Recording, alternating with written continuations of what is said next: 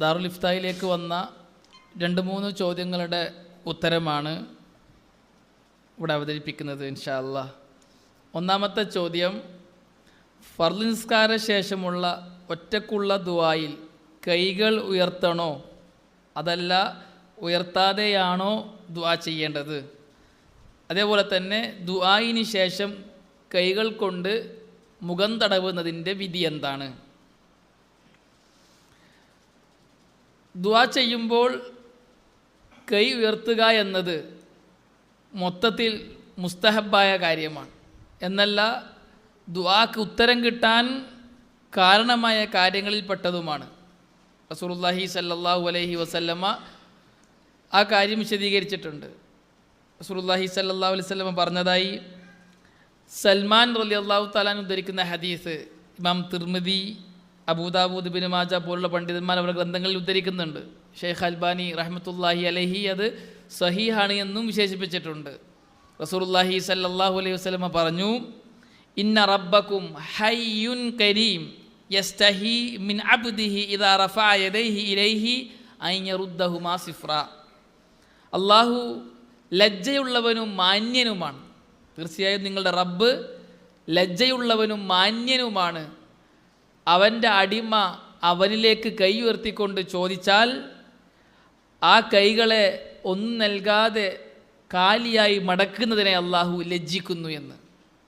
അപ്പോൾ ദുആ ചെയ്യുമ്പോൾ കൈ ഉയർത്തുക എന്നുള്ളത് മുസ്തഹബായ കാര്യമാണ്. അതേപോലെ തന്നെ റസൂലുള്ളാഹി സ്വല്ലല്ലാഹു അലൈഹി വസല്ലം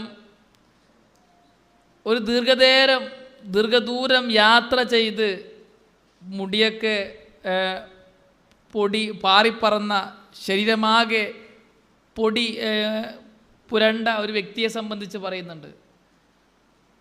ആ വ്യക്തി അള്ളാഹുലേക്ക് കൈ ഉയർത്തി ദുആ ചെയ്യുന്നു, യാ റബ്ബ് യാ റബ്ബ് എന്ന് വിളിച്ചുകൊണ്ട്. പക്ഷെ അവൻ്റെ ഭക്ഷണം ഹറാമാണ്, അവൻ്റെ പാനീയം ഹറാമാണ്, അവൻ വളർന്നത് തന്നെ ഹറാമിലാണ്.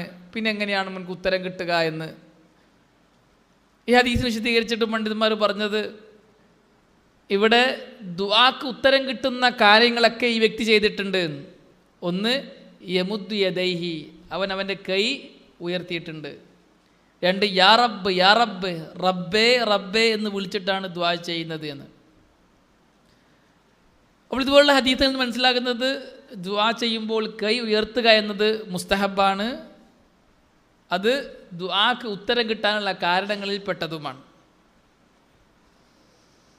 എന്നാൽ റസൂലുള്ളാഹി സ്വല്ലല്ലാഹു അലൈഹി വസല്ലമ ദുആ ചെയ്യുമ്പോൾ എപ്പോഴൊക്കെയാണ് കൈ ഉയർത്തിയത്, എപ്പോഴെല്ലാമാണ് കൈ ഉയർത്താതെ ദുആ ചെയ്തത് എന്നത് പ്രത്യേകം ശ്രദ്ധിക്കേണ്ട കാര്യമാണ്. പൊതുവെ ദുആ ചെയ്യുമ്പോൾ കൈ ഉയർത്തൽ മുസ്തഹബാണ്, ദുആക്ക് ഉത്തരം കിട്ടുന്ന കാര്യമാണ്. എന്നാൽ റസൂലുള്ളാഹി സ്വല്ലല്ലാഹു അലൈഹി വസല്ലമ ദുആ ചെയ്യുകയും ആ ദുആയിൽ കൈ ഉയർത്തുകയും ചെയ്തിട്ടില്ല എങ്കിൽ അവിടെ റസൂലുള്ളാഹി സ്വല്ലല്ലാഹു അലൈഹി വസല്ലമയെ ഫോളോ ചെയ്യലാണ് വേണ്ടത്. കാരണം ദുആ ചെയ്യുമ്പോൾ കൈ ഉയർത്താൻ പഠിപ്പിച്ച റസൂലുള്ളാഹി സ്വല്ലല്ലാഹു അലൈഹി വസല്ലമ ഇന്ന സന്ദർഭങ്ങളിൽ ദുആ ചെയ്യുമ്പോൾ കൈ ഉയർത്തിയിട്ടില്ല എങ്കിൽ അവിടെ കൈ ഉയർത്തേണ്ടതില്ല എന്നതാണ്.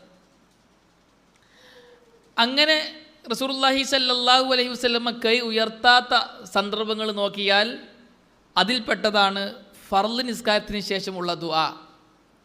ഫർള് നിസ്കാരത്തിന് ശേഷമുള്ള ദുആയിൽ റസൂലുള്ളാഹി സ്വല്ലല്ലാഹു അലൈഹി വസല്ലമ കൈ ഉയർത്തിയതായി സ്ഥിരപ്പെട്ടിട്ടേയില്ല. അതേപോലെ തന്നെ തവാഫ് ചെയ്യുമ്പോൾ റസൂൽ ദുആ ചെയ്തിട്ടുണ്ട്, കൈ ഉയർത്തിയതായി സ്ഥിരപ്പെട്ടിട്ടില്ല.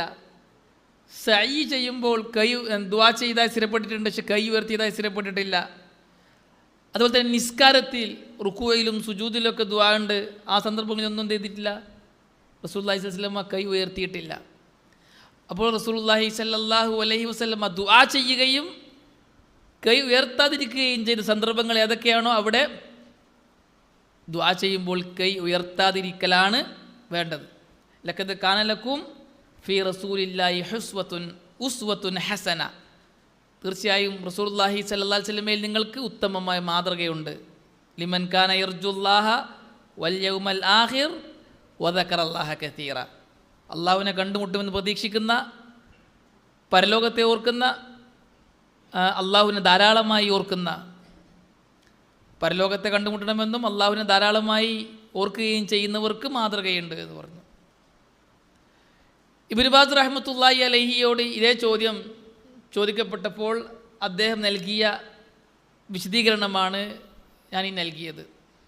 ഇബ്നു ഉസൈമീൻ റഹ്മത്തുള്ളാഹി അലൈഹിയോട് ഇതേ ചോദ്യം ചോദിക്കപ്പെട്ടപ്പോൾ അദ്ദേഹം വിശദീകരിച്ച വിശദീകരണത്തിലുള്ളത്, റസൂലുള്ളാഹി സ്വല്ലല്ലാഹു അലൈഹി വസല്ലമ ദുആ ചെയ്യുമ്പോൾ കൈ ഉയർത്തുന്നതുമായി ബന്ധപ്പെട്ട ഹദീസുകളൊക്കെ പരിശോധിച്ച് നോക്കിയപ്പോൾ എനിക്ക് മനസ്സിലായത് 4 കാര്യങ്ങളാണ്. ഒന്ന്, പ്രത്യേകമായി കൈ ഉയർത്തിയതായി വന്നത് ഇസ്തിസ്കായിന് വേണ്ടിയിട്ട് ദുആ ചെയ്തപ്പോൾ, മഴയെ തേടിക്കൊണ്ട് ദുആ ചെയ്തപ്പോൾ റസൂലുള്ളാഹി സ്വല്ലല്ലാഹു അലൈഹി വസല്ലം മിമ്പറിൽ വെച്ച് എന്ത് ചെയ്തു? മഴയ്ക്ക് വേണ്ടി അല്ലാഹുമ്മ ആഗിസ്ന എന്ന് പറഞ്ഞപ്പോൾ കൈ ഉയർത്തി. അല്ലാഹുമ്മ ഹവാലൈന വല അലൈന എന്ന് ദുആ ചെയ്തപ്പോഴും കൈ ഉയർത്തി. അപ്പോൾ മഴയ്ക്ക് വേണ്ടിയുള്ള ദുആയിൽ റസൂലുള്ളാഹി സ്വല്ലല്ലാഹു അലൈഹി വസല്ലം കൈ ഉയർത്തിയിട്ട് പ്രത്യേകം വന്നതാണ്. രണ്ടാമത്തേത്, പ്രത്യേകമായി ദുആ ചെയ്യുമ്പോൾ കൈ ഉയർത്താത്ത സന്ദർഭങ്ങൾ. നമ്മൾ നേരത്തെ പറഞ്ഞതുപോലെ ഫർള് നിസ്കാരത്തിന് ശേഷം, നിസ്കാരത്തിനുള്ളിലുള്ള ദുആയിൽ, തവാഫിൽ, സഅയിൽ, അതേപോലെ തന്നെ ഖുതുബ നിർവഹിക്കുമ്പോൾ, ഇസ്തിസ്കായിൻ്റെതല്ലാത്ത സാധാ ഖുതുബ ഉണ്ടല്ലോ, വെള്ളിയാഴ്ച ഖുതുബ, ആ ഖുതുബകളിൽ ഇമാം ദുആ ചെയ്യാറുണ്ട്. അപ്പോൾ ഇമാമും കൈ ഉയർത്താൻ പാടില്ല, ഖതീബ് കൈ ഉയർത്താൻ പാടില്ല, അതുപോലെ തന്നെ കേൾക്കുന്ന മഅമൂമികളായി വന്നവരും കൈ ഉയർത്താൻ പാടില്ല. അതൊന്നും സ്ഥിരപ്പെട്ട് വന്നിട്ടില്ല. നാലാമത്തേത്, പ്രത്യേകമായി ഉയർത്തണമെന്നോ ഉയർത്തണ്ടെന്നോ വരാത്തത്, അത് സാധാ ദുആ, മറ്റു ദുആകൾ. ആ ദുആകളിലെല്ലാം കൈ ഉയർത്തുന്നവർക്ക് ഉയർത്താം, ഉപേക്ഷിക്കുന്നവർക്ക് ഉപേക്ഷിക്കാം. ഉയർത്തൽ മുസ്തഹബാണ്. ഈ ചോദ്യത്തിൻ്റെ കൂടെ വന്ന മറ്റൊരു ചോദ്യം, ദുആയിന് ശേഷം മുഖം തടവൽ സുന്നത്താണോ അല്ലയോ എന്നതാണ്. ഈ വിഷയത്തിൽ പണ്ഡിതന്മാർക്കിടയിൽ 2 അഭിപ്രായങ്ങൾ നിലനിൽക്കുന്നുണ്ട്. ഒരു കൂട്ടം പണ്ഡിതന്മാർ പറയുന്നത് ദുആയിന് ശേഷം മുഖം തടവുക എന്നത് മുസ്തഹബാണ്. മറ്റൊരു കൂട്ടം പണ്ഡിതന്മാർ പറയുന്നത് ദുആയിന് ശേഷം മുഖം തടവുക എന്നത് പാടില്ലാത്തതാണ്, ഉപേക്ഷിക്കേണ്ടതാണ് എന്ന്. മുസ്തഹബാണ് എന്ന് പറയുന്ന പണ്ഡിതന്മാരുടെ തെളിവ് ഇമാം തിർമിദി ഉദ്ധരിച്ച ഉമർ റളിയല്ലാഹു തആല അൻഹുവിന്റെ ഹദീസാണ്. ഹദീസിൽ ഇപ്രകാരം കാണാം, റസൂലുള്ളാഹി സ്വല്ലല്ലാഹു അലൈഹി വസല്ലം പറഞ്ഞു, ഉമർ റളിയല്ലാഹു തആല അൻഹു പറയാണ്, റസൂലുള്ളാഹി സ്വല്ലല്ലാഹു അലൈഹി വസല്ലമ ദുആ ചെയ്താൽ മുഖം തടവാതെ കൈ താത്തുമായിരുന്നില്ല. ഒരു ഹദീസ്. മറ്റൊരു ഹദീസിൽ ഇമാം അബൂദാവൂദ്, ഇബ്നു മാജ പോലുള്ള പണ്ഡിതന്മാർ ഉദ്ധരിച്ച ഹദീസ്, ഇബ്നു അബ്ബാസ് റളിയല്ലാഹു തആല അൻഹുവിന്റെ ഹദീസ്, അതിലുള്ളത് റസൂലുള്ളാഹി സ്വല്ലല്ലാഹു അലൈഹി വസല്ലം പറഞ്ഞു, നീ ദുആയിൽ നിന്നും വിരമിക്കുമ്പോൾ നീ നിൻ്റെ മുഖം തടവുക. ദുആ ചെയ്തിട്ട് വിരമിക്കുമ്പോൾ നീ നിൻ്റെ മുഖം തടകുക എന്ന ഹദീസ്. ഈ 2 ഹദീസുകളും ഹസനുൻ ലിഗൈരിഹിയാണ്. ആയതിനാൽ മുഖം തടവൽ മുസ്തഹബാണ് എന്നാണ് ഈ പണ്ഡിതന്മാരുടെ അഭിപ്രായം. ഹാഫിദ് ഇബ്നു ഹജർ അൽ അസ്കലാനി റഹ്മത്തുള്ളാഹി അലൈഹി അദ്ദേഹത്തിൻ്റെ ബുലൂഗുൽ മറാം എന്ന വിശ്വപ്രസിദ്ധ ഗ്രന്ഥത്തിൻ്റെ അവസാനത്തിൽ കിതാബുൽ ജാമിയിൽ ഈ ഹദീസ് കൊണ്ടുവരുന്നുണ്ട്.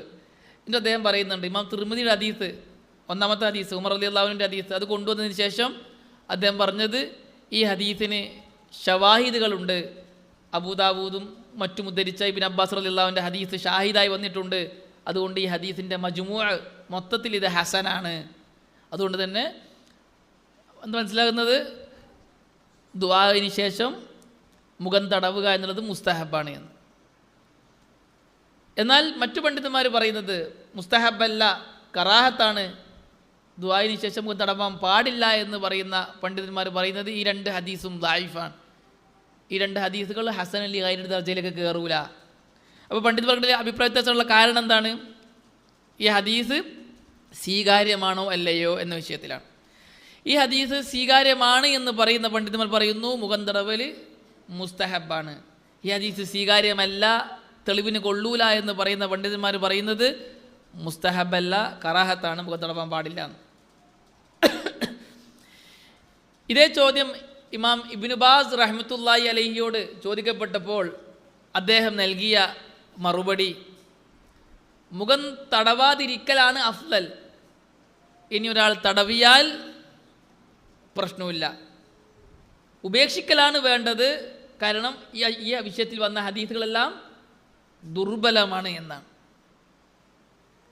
ഇനി ആരെങ്കിലും ഈ ഹദീസിൻ്റെ അടിസ്ഥാനത്തിൽ ഈ ഹദീസിനെ സ്വീകാര്യമാണ് എന്ന് പറഞ്ഞ പണ്ഡിതന്മാരുടെ അഭിപ്രായം സ്വീകരിച്ചുകൊണ്ട് ദുആയിന് ശേഷം മുഖം തടവിയാൽ അവനെ ഇൻകാർ ചെയ്യാൻ പാടില്ല, എതിർക്കാൻ പാടില്ല, അത് ബിദ്അത്താണെന്നും പറയാൻ പാടില്ല. എന്നാൽ ഉപേക്ഷിക്കലാണ്, മുഖം തടവാതിരിക്കലാണ് അഫ്ളൽ എന്ന് ഷെയ്ഖുൽ ഇസ്ലാം ഇബ്നു തൈമിയ്യ റഹ്മത്തുള്ളാഹി അലൈഹി ഈ വിഷയം വിശദീകരിച്ചപ്പോൾ പറഞ്ഞത് മുഖം തടവുക എന്നുള്ളത് മക്റൂഹാണ്, ദുആയിന് ശേഷം മുഖം തടവാൻ പാടില്ല. ഈ വിഷയത്തിൽ വന്ന ഹദീസ് തെളിവിന് കൊള്ളുകയില്ല. ഇമാം ഇബ്നുൽ ഉസൈമീൻ റഹ്മത്തുള്ളാഹി അലൈഹിയും ഈ വിഷയം വിശദീകരിച്ചപ്പോൾ പറഞ്ഞത് ഈ വിഷയത്തിൽ വന്ന ഹദീസുകൾ ദുർബലമാണ്, തെളിവിന് കൊള്ളുകയില്ല. അതുകൊണ്ട് തന്നെ ദുആയിന് ശേഷം മുഖം തടവാൻ പറ്റുകയില്ല. എന്നിട്ടും ഷെയ്ഖുൽ ഇസ്ലാം ഇമാം ഇബ്നു ഉസൈമീൻ റഹ്മത്തുള്ളാഹി അലൈഹി ഷെയ്ഖുൽ ഇസ്ലാം ഇബ്നു തൈമിയ്യ റഹ്മത്തുള്ളാഹിയുടെ മറ്റേ ഖൗൽ എടുത്തു ധരിച്ചു, നേരത്തെ പറഞ്ഞ തെളിവിന് കൊള്ളൂല എന്നുള്ള. അല്ലാഹു അഅലം. നമ്മുടെ മശായിഖുകൾ പറഞ്ഞ ഈ അഭിപ്രായത്തോടാണ് നമുക്കും ചായവുള്ളത്. ഇബ്നു ബാസ് റഹ്മത്തുള്ളാഹി അലൈഹി പറഞ്ഞതുപോലെ ഉപേക്ഷിക്കലാണ് അഫ്ളൽ. ഇനി ഒരാൾ ചെയ്താൽ അത് തെറ്റാണ്, ബിദ്അത്താണ് എന്ന് പറയാൻ പറ്റുകയില്ല. അദ്ദേഹത്തിന് ഈ ഹദീസ് സഹിയാണ് എന്ന ബോധ്യത്തിൻ്റെ അടിസ്ഥാനത്തിലാണ് ചെയ്തതെങ്കിൽ.